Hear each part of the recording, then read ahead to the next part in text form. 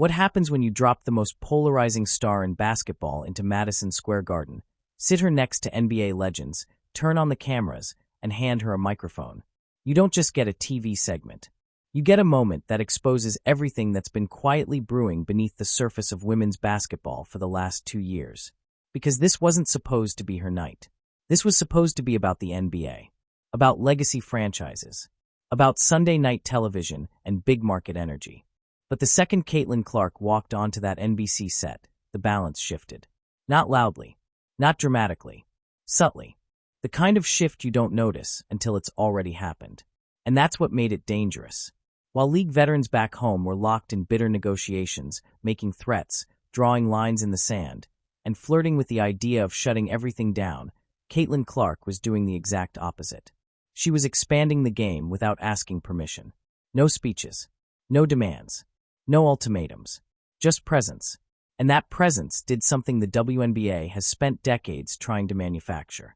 It pulled NBA fans into her orbit, not because she asked them to care, but because she made it impossible not to. This wasn't a publicity stunt. It wasn't charity.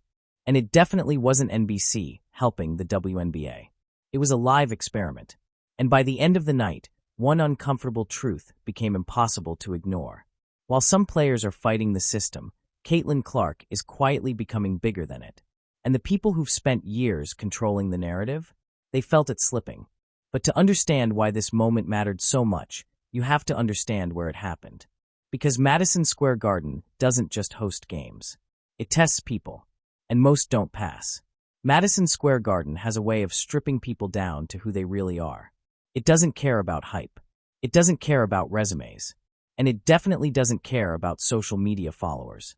That building has humbled Hall of Famers, swallowed rookies whole, and turned can't-miss prospects into footnotes. The lights hit differently there. The silence feels louder. Every pause stretches just a little longer than it should. That's why people who've never played a minute in the NBA still feel the weight of it.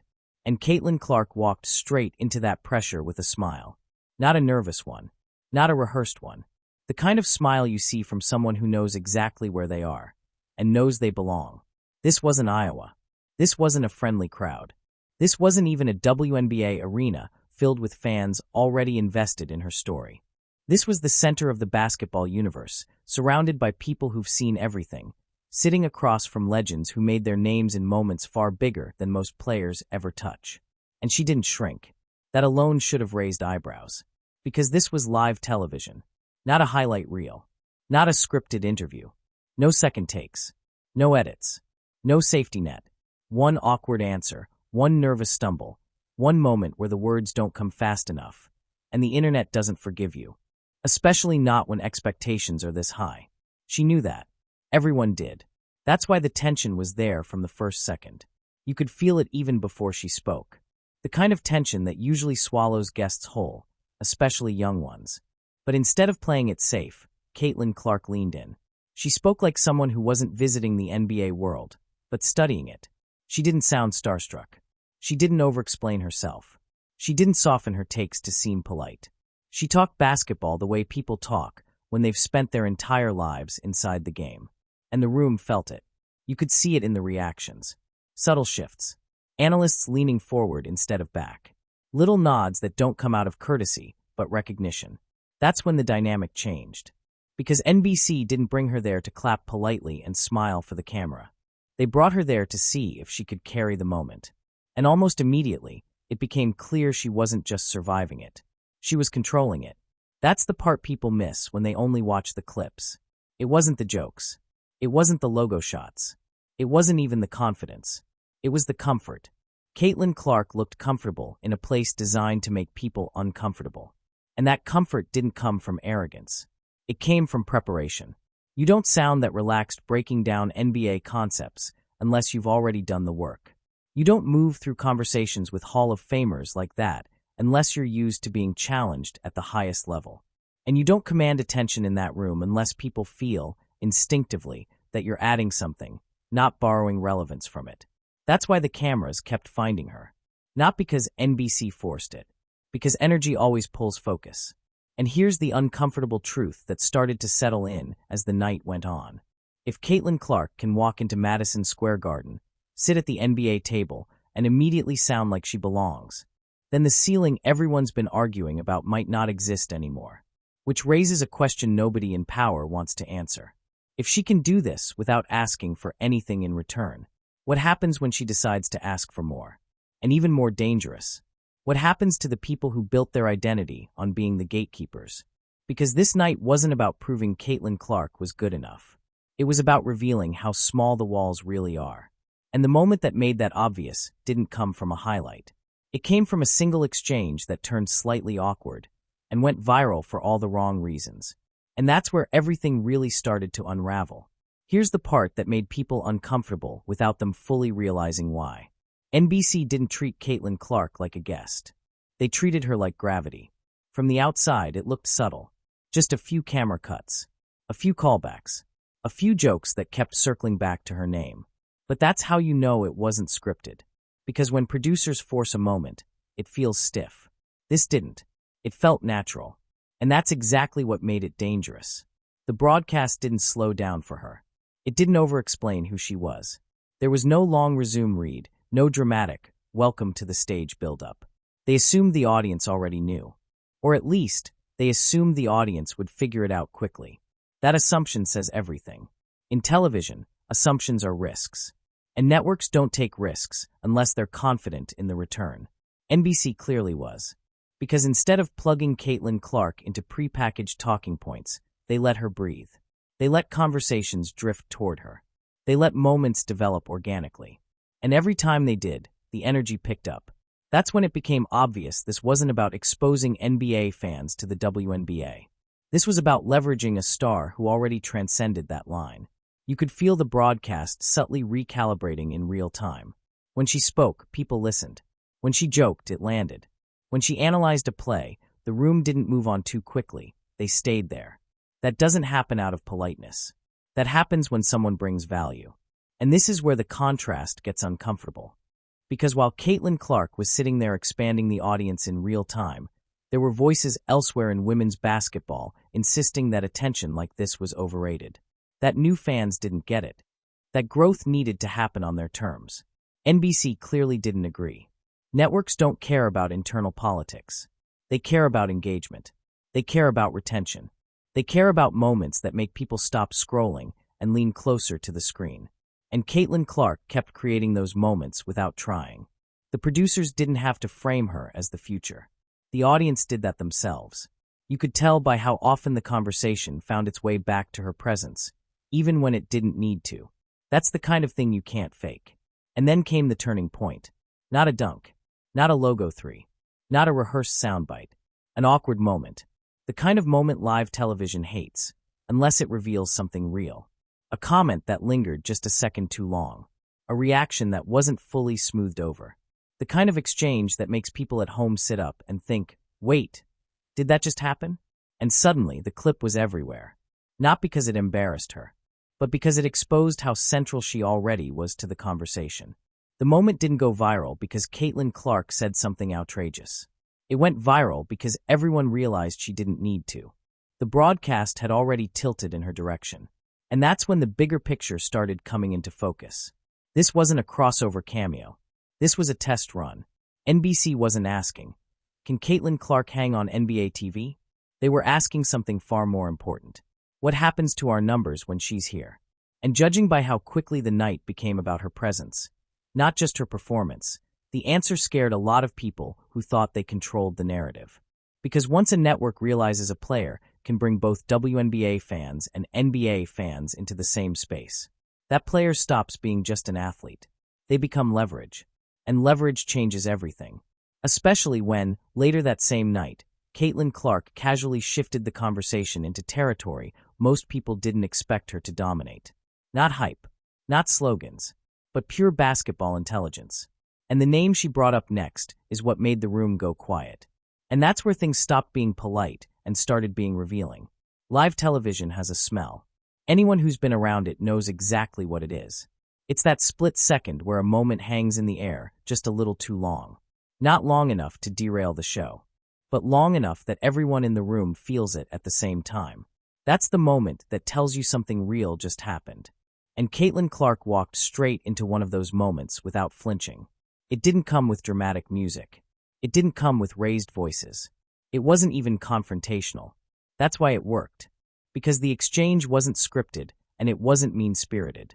It was casual, almost throwaway.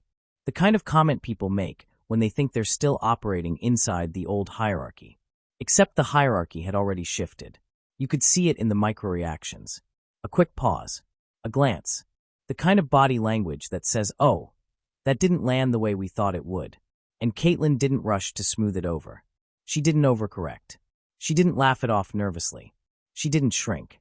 She just stayed exactly where she was. Calm. Present. Unbothered. That's when the audience realized something important. This wasn't a young star desperate for approval. This was someone already comfortable with being the center of attention, even when that attention turns complicated. And the internet felt it immediately. Clips started spreading not because anyone had been exposed, but because the moment revealed a truth people had been circling for months without quite naming. Caitlin Clark doesn't need to be protected by the room. The room has to adjust to her. That's a massive psychological shift, especially in basketball culture, where hierarchy is everything, where respect is earned slowly, and newcomers are expected to wait their turn.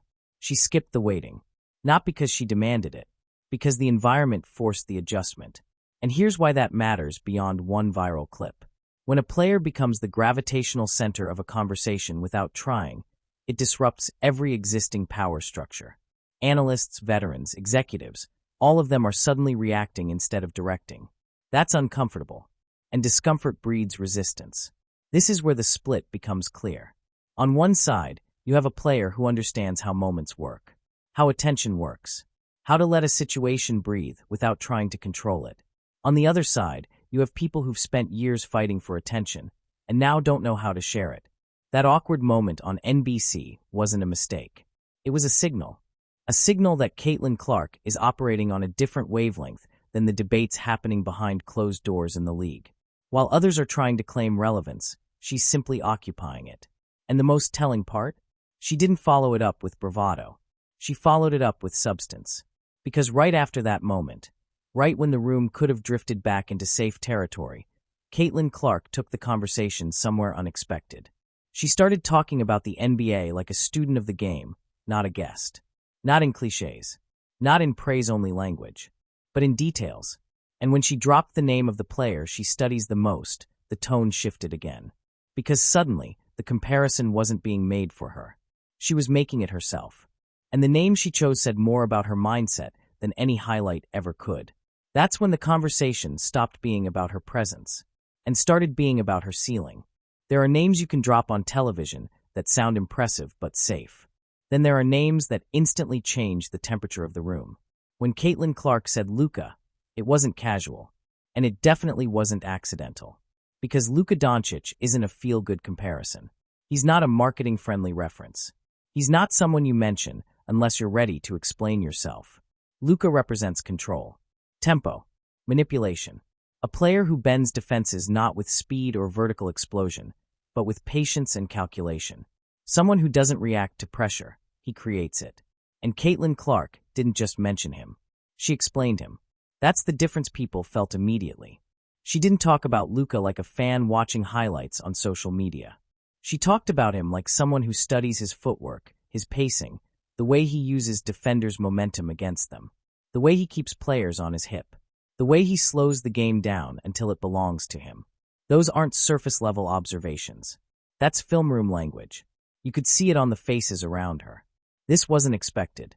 Not because she isn't smart, but because people still subconsciously expect women's basketball conversations to stay in a different lane. Safer, simpler, less confrontational to the NBA hierarchy. She didn't stay in that lane. She drove straight through it. By invoking Luka, Caitlin Clark wasn't saying she is him. She was saying she understands the game the same way he does. That her mind works in that space, where reads matter more than raw athleticism, and where patience is a weapon. And then she did something even more disarming. She admitted a weakness. Not in a self-deprecating way. Not to soften the comparison, but in a technical way.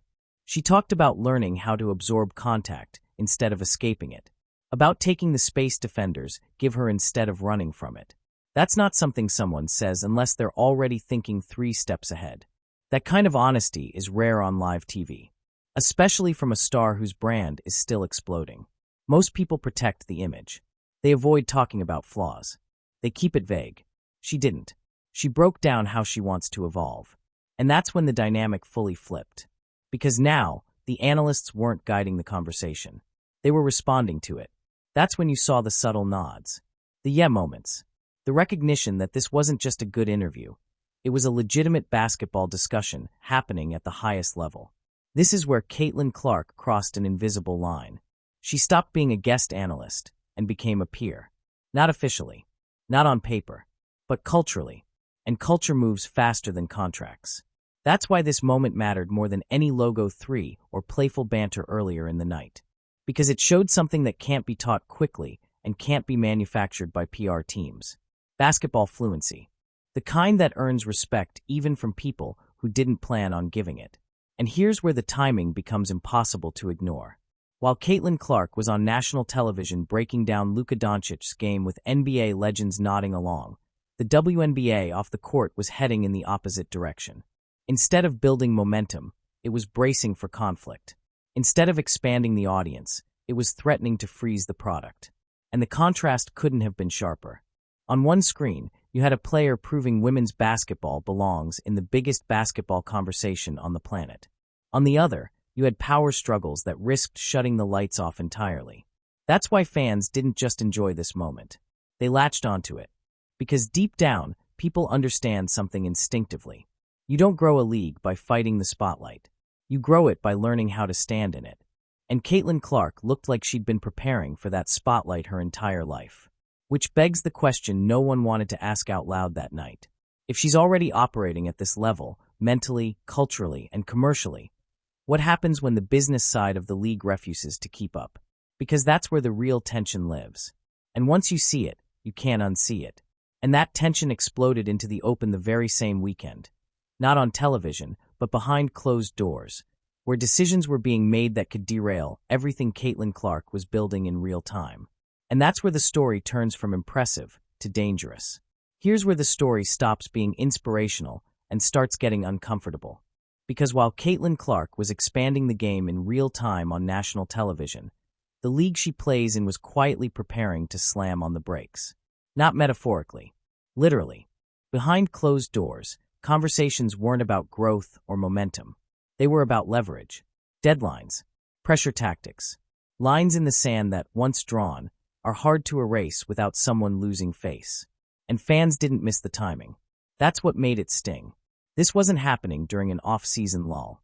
This wasn't happening when attention was drifting away anyway. This was happening at the exact moment women's basketball had the most oxygen it's had in decades. New fans were still discovering the league. Sponsors were paying attention. Networks were experimenting. A genuine crossover moment was unfolding.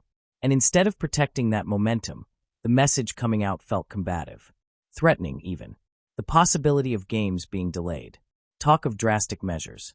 Language that sounded less like negotiation and more like brinkmanship. For longtime fans, this felt familiar. For new fans, it felt confusing. They had just watched Caitlin Clark sit comfortably in an NBA broadcast, talk ball at an elite level, and represent the sport with confidence and poise. Then they opened their phones and saw headlines about internal conflict and the possibility of everything grinding to a halt.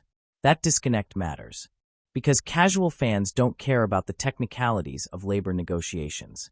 They care about continuity. They care about whether the thing they just got excited about will still be there next season. And nothing kills curiosity faster than uncertainty.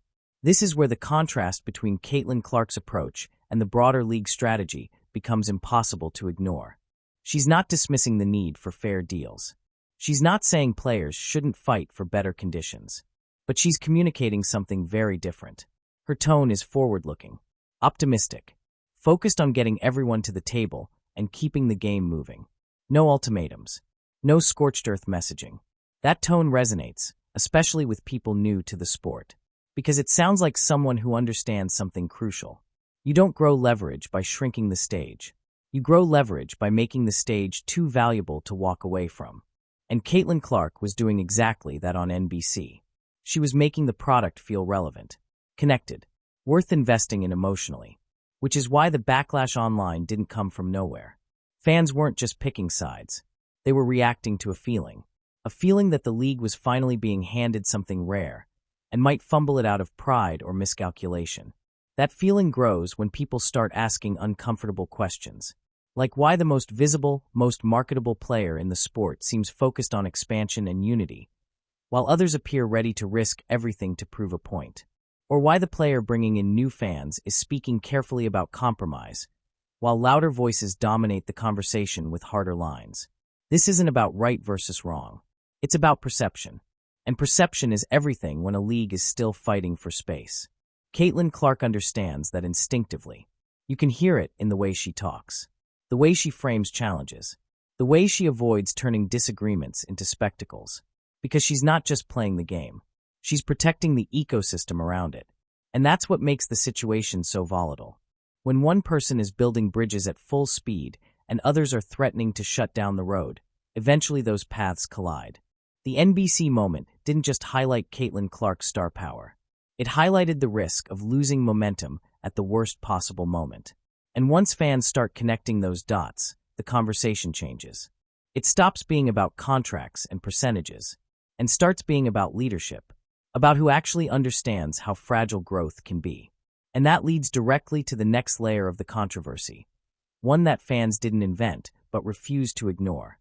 Because when negotiations get this tense, people always start asking the same question. Who benefits if everything falls apart? And once that question enters the chat, the story gets even messier. When momentum stalls, fans don't immediately blame contracts. They look for incentives. That's when the conversation shifted from frustration to suspicion. Because once people realized how perfectly misaligned the timing was, Caitlin Clark elevating the sport on national TV while internal negotiations threatened to freeze it. The same question kept surfacing in comment sections, podcasts, and late-night debates. Who actually benefits if this blows up? That question isn't an accusation. It's a reaction. Fans aren't dissecting spreadsheets or legal language. They're responding to energy. And the energy felt off.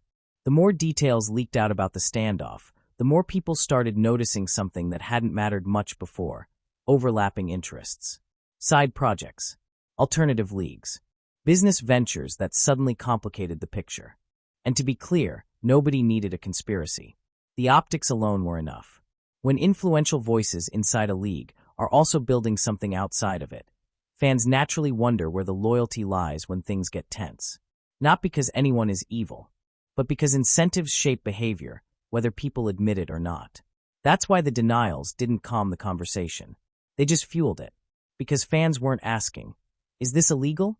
They were asking, is this aligned? And alignment matters when the stakes are this high. The league isn't a finished product. It's still growing, still fragile, still dependent on momentum, goodwill, and public patience. Which is why Caitlin Clark's positioning stands out so sharply against this backdrop. She doesn't sound distracted. She doesn't sound divided. She doesn't sound like someone hedging bets. She sounds locked in. Her messaging stays consistent. Play the games, grow the audience, keep the product moving forward. No side lanes. No power plays. No subtle threats about walking away. That contrast isn't lost on fans. And once fans start drawing lines between who's focused on the court and who's focused on leverage, narratives harden fast. This is where the backlash towards certain veterans intensified. Not because they asked for more, but because of how they asked. The language felt combative. The framing felt dismissive of the very attention that was finally flowing into the league. And to new fans especially, it came off as biting the hand that was just starting to feed the ecosystem. That's dangerous territory. Because new fans don't carry the emotional history of the league. They don't feel obligated to side with tradition. They side with whoever makes them feel welcomed and excited. Caitlin Clark makes them feel that way. She doesn't scold them for not knowing the past. She doesn't lecture them on how long things took to build. She invites them in. And in a growth phase, invitation beats entitlement every time. This is why the conversation around conflict refuses to die down. It's not about legality. It's not about secret agendas. It's about trust. Fans trust the person who looks like they're trying to move the game forward, not the ones who seem willing to freeze it unless their terms are met. And once trust shifts, power follows. That's the part that scares people. Because Caitlin Clark doesn't have to call anyone out. She doesn't have to take sides publicly. All she has to do is keep showing up, keep performing, and keep representing the sport in spaces it's never fully occupied before. And every time she does that, the contrast gets louder, which leads to the most uncomfortable realization of all. If this keeps going the way it's going, Caitlin Clark won't just be the face of the WNBA. She'll be the bridge that makes internal power struggles feel irrelevant. And for people who built their influence inside those struggles, that's not just inconvenient. It's threatening. Because once the spotlight moves beyond the league's walls, control becomes an illusion. And Caitlin Clark is already standing in that light. Which brings us to the part of the story where strategy matters more than slogans. Because the way Caitlin Clark navigates this moment isn't accidental. It's deliberate. And it's exactly why her approach is quietly winning while others are getting louder and losing ground. Here's the part that almost nobody says out loud. Caitlin Clark isn't winning this moment by arguing. She's winning it by refusing to. While others escalate language, sharpen talking points, and double down on confrontation, Clark keeps doing something far more effective. She keeps showing up. That may sound simple, but in moments like this, simplicity is disruptive. Because the old playbook in sports power struggles is loud. It's aggressive. It's built on forcing attention through conflict. You draw a line, dare someone to cross it, and hope the pressure creates leverage. Caitlin Clark is running the opposite play. She's lowering the temperature while expanding the audience. She's not minimizing the issues, she's reframing them. Instead of making the conversation about what players deserve, she keeps centering it on what the sport can become. That subtle shift changes everything. Fans don't feel like they're being dragged into a fight. They feel like they're being invited into a future. And that's why her words land so differently. When Clark talks about negotiations, she doesn't threaten absence. She talks about wanting to play, wanting things to work out, wanting everyone to benefit from the moment the sport is finally having. That tone doesn't make headlines the same way outrage does, but it builds trust, and trust compounds. This is where the generational divide becomes impossible to ignore. Some veterans are still fighting as if attention is scarce, as if visibility has to be guarded, rationed, and controlled. They treat new fans like intruders. They talk about history as if it's a shield instead of a foundation. Caitlin Clark treats attention like fuel. She understands that the more eyes on the game, the more leverage everyone has, eventually. That you don't win cultural moments by policing who's allowed to enjoy them. You win by making the moment too big to ignore. That's exactly what she did on NBC. She didn't posture. She didn't over-celebrate. She didn't make it about proving anyone wrong. She simply belonged. And belonging at that level sends a louder message than any press release ever could. This is why sponsors gravitate toward her without needing to be convinced. Why networks feel comfortable giving her space instead of limiting her role. Why casual fans stick around instead of bouncing after the hype fades. She feels inevitable.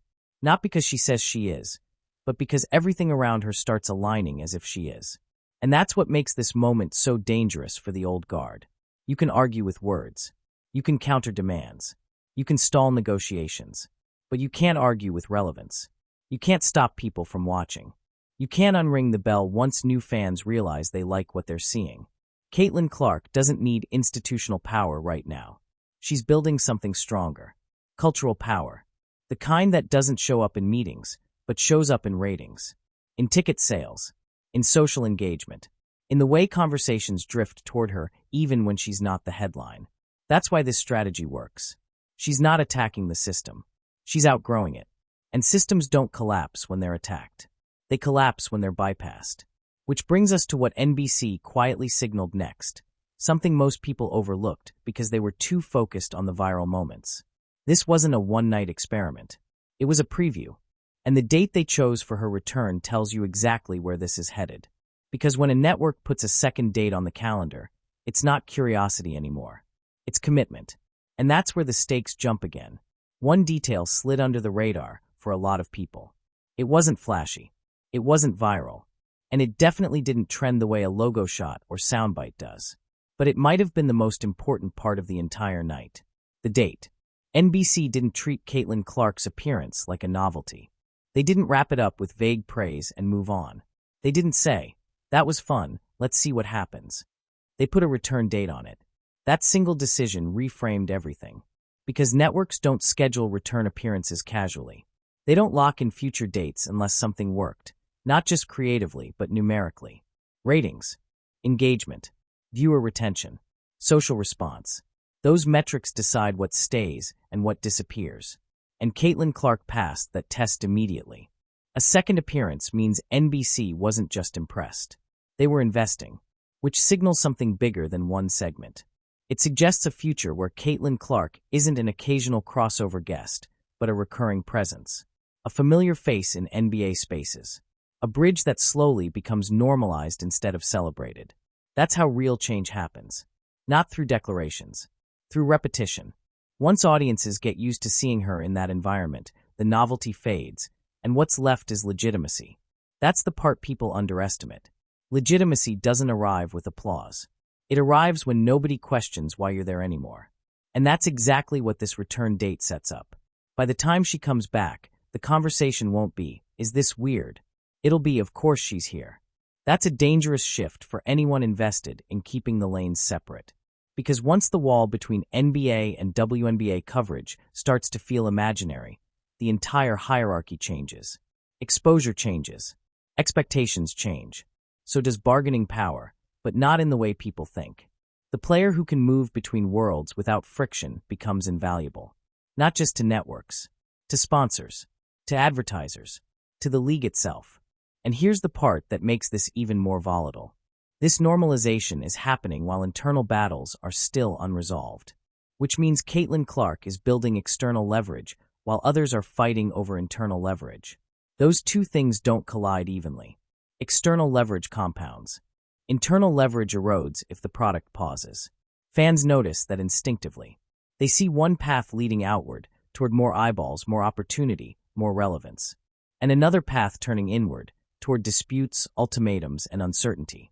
And when fans are forced to choose which path to emotionally invest in, they choose momentum every time. That's why this return date matters so much. It tells fans the future is already being planned, with or without consensus. It tells sponsors the risk is shrinking, not growing. It tells broadcasters that women's basketball doesn't need to be siloed anymore. And it tells players something even more unsettling. The power center is moving, not because someone declared it, but because attention followed the person who knows how to carry it. This isn't about Caitlin Clark becoming bigger than the league. It's about her becoming bigger than the arguments holding the league back. And once that happens, the entire tone of the debate shifts. Because now it's no longer about what players want. It's about what fans are willing to wait for. And patience disappears fast when the future already looks clear. Which brings us to the final truth this moment exposed. The one that ties everything together and forces a choice nobody can dodge. Because in the end, this isn't a debate about contracts or appearances. It's a referendum on leadership. And once fans see that clearly, the side they choose becomes obvious. At a certain point, the conversation stopped being technical. Fans weren't arguing about percentages anymore. They weren't debating timelines or legal language. They weren't even focused on who was right. They were asking a simpler question. Who actually looks like they're leading this thing forward? That's when the emotional shift happened. Because leadership isn't about seniority. It's not about who's been around the longest or who sacrificed the most in the past. Leadership shows up in moments of momentum, when something fragile is finally growing and someone has to decide whether to protect it or risk it. Caitlin Clark didn't ask to be placed in that position, but she stepped into it anyway. Not with speeches, not with demands, but with example. She showed fans what forward motion looks like. She showed them how to carry yourself when the spotlight is finally bright enough to matter. She showed them how to speak in a way that expands the audience instead of lecturing it. And once fans saw that, loyalty stopped being automatic. That's the part nobody wants to admit. Sports loyalty is emotional, not historical. Fans attach themselves to energy, not resumes. They follow whoever makes them feel excited about what's next, not obligated to defend what's already broken. That's why this moment on NBC resonated the way it did. It wasn't just about Caitlin Clark succeeding. It was about her succeeding without tearing anything down. She didn't blame the league. She didn't attack veterans. She didn't frame herself as a savior. She just operated at a level that made everything else look smaller. And when fans notice that contrast, something irreversible happens. They stop defending dysfunction out of habit. They start demanding clarity. That's why the backlash towards certain voices grew louder. Not because those voices were wrong to fight for more, but because they sounded disconnected from the moment everyone else was experiencing. Fans had just watched women's basketball command the biggest stage it's had in years. They didn't want to hear why it might disappear. They wanted to hear how it could grow. Caitlin Clark understood that instinctively. And once fans felt that understanding, the choice became easy. Support the person who makes the game feel bigger, or defend arguments that make it feel smaller. That choice isn't ideological. It's emotional. And emotions decide everything in sports. This is the moment where the old guard's leverage quietly started slipping. Not because anyone voted them out, but because attention drifted. And attention is the real currency. You can negotiate contracts in boardrooms. You can make demands behind closed doors. But if the audience starts aligning emotionally with one vision over another, the outcome becomes inevitable. That's why this NBC moment wasn't just a media win. It was a referendum. On tone, on timing, on who understands how fragile opportunity really is. And Caitlin Clark passed that test without ever asking to be graded. Which brings us to the unavoidable conclusion. Because once fans pick a direction, everything accelerates. And the future they're choosing looks very different from the past some people are still trying to protect. The only question left is whether the league moves with that future, or gets dragged there kicking and screaming. By the end of the night, nothing had officially changed. No contracts were signed. No negotiations were settled. No announcements were made about the future of the league. But something far more important had shifted. Perception. Fans didn't walk away from that NBC broadcast talking about a segment or a cameo. They walked away talking about what women's basketball could be when it's allowed to breathe on the biggest stages. They saw a player who didn't need to be propped up. They saw a voice that didn't need to shout. They saw confidence without arrogance, ambition without hostility, and leadership without theatrics. And once you see that combination, it's hard to unsee it. Caitlin Clark didn't just prove she belongs in NBA media spaces. She proved that the ceiling people have argued about for years might have been artificial the entire time. That's what made this moment so revealing. While some people are still fighting yesterday's battles, she's already operating in tomorrow's ecosystem. One where women's basketball doesn't beg for attention, it earns it naturally. One where the audience grows because it's invited, not lectured. One where momentum is protected, not weaponized. The contrast couldn't be clearer. On one side, there's fear of losing control. On the other, there's confidence in growth. And fans have already made it obvious which side they're gravitating toward. Because at the end of the day, this isn't about contracts, percentages, or power struggles. It's about who understands the moment. Caitlin Clark understood it the second she sat down at that table in Madison Square Garden and spoke like she belonged there. NBC understood it when they put a second date on the calendar. And fans understood it when they realized this wasn't hype anymore, it was direction. The future of women's basketball isn't coming quietly. It's already here. And it's being shaped by the people who know how to carry the spotlight without burning everything around them. The question now isn't whether Caitlin Clark is ready for what's next. It's whether the league is ready to move at her speed. Because moments like this don't wait. They either get built on, or they get wasted. And history has a way of remembering which choice was made. If you want real breakdowns like this that go beyond the headlines and expose what's actually happening behind the scenes in basketball, make sure you subscribe right now. Turn on notifications so you don't miss what's coming next, because the next chapter of this story is already unfolding, and most people still don't see it yet. Drop your thoughts in the comments. Is Caitlin Clark changing the game or exposing who's holding it back? We'll see you in the next one.